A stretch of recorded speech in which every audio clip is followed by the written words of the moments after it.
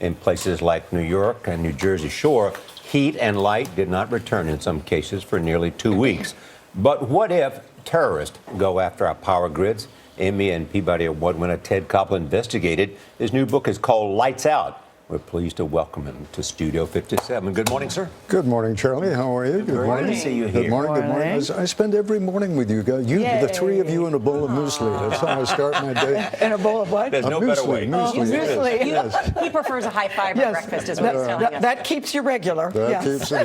That's it. Let's start with the book. Are we now talking about something? It's not a question of whether, but when. That's exactly the way that the four-star general who commands CENTCOM put it. He said it's not a question of if, it's just a question of when. The Chinese and the Russians already have essentially cyber time bombs inside our power grid.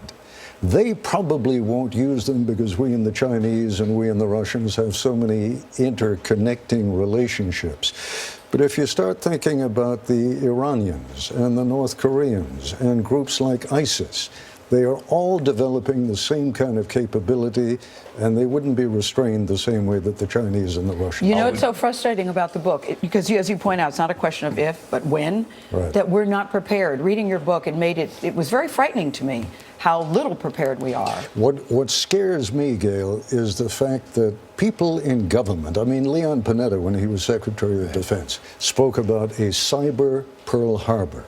The president, twice in State of the Union addresses, has warned about this kind of thing happening.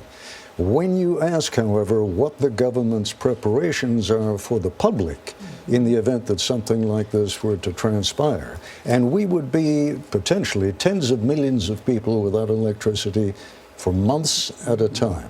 So are you saying they don't view it urgently? What I'm saying is there's no plan. There are plans for hurricanes, there are plans for snowstorms, there are plans for earthquakes. There is no plan for a cyber attack that would be infinitely longer in duration and more widespread than any of those natural disasters. You went and interviewed, you sat down with the head of Homeland Security, I did. Secretary Johnson. What did he say when you asked him about the plan? The lack of one. He pointed up at a bunch of white binders in his office and he said, I'm sure there's a plan out there somewhere. And I said, well, don't you think it would be smart to get that plan out to the public before there is a massive break in electrical power?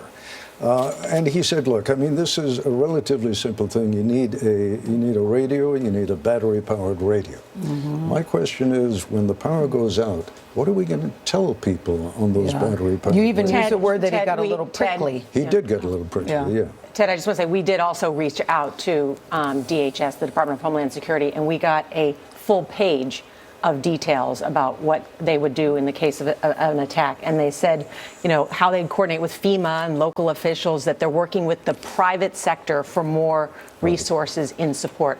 I think to your point, if the lights went out, it's more than just the lights. Explain what could actually happen to people if there's a massive cyber attack. Well, in a place like Manhattan, for example, if the power goes out, you know how the fire department and the police spend the first couple of days? Getting people out of stalled elevators.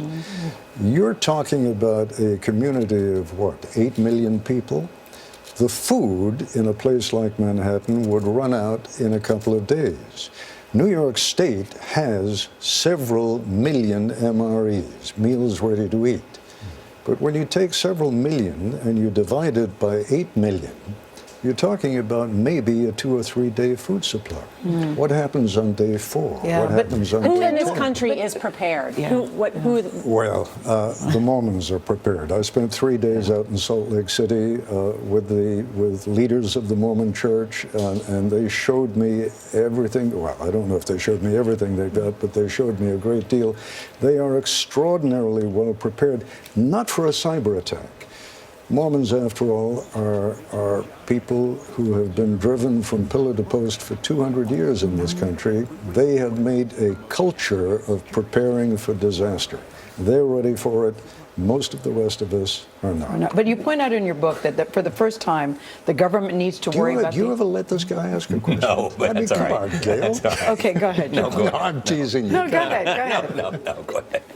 Gail reads. Gail reads. No, Gail Gail reads and I your were talking. entire book, I page to know. page. Look at No, her notes. I know. She reads I know, the I know. entire Go book. ahead, Yeah, Gail. yeah. I'm sorry. I shouldn't have done that. How long are you staying here? How long do you, I how was long do really you looking want forward me? to talking to you, Ted Koppel. I was I'll so stay. excited about the book. Okay, but let me just ask you this. Because you said for the first time the government needs to worry about the internet being a weapon of mass destruction. Absolutely. But you also say, how do you prepare for something when you don't know where and when it could come from? Because it could come from anywhere. What I'm suggesting is we need to prepare for the consequences of a cyber attack. It's not enough just to say, yes, we know it's going to happen.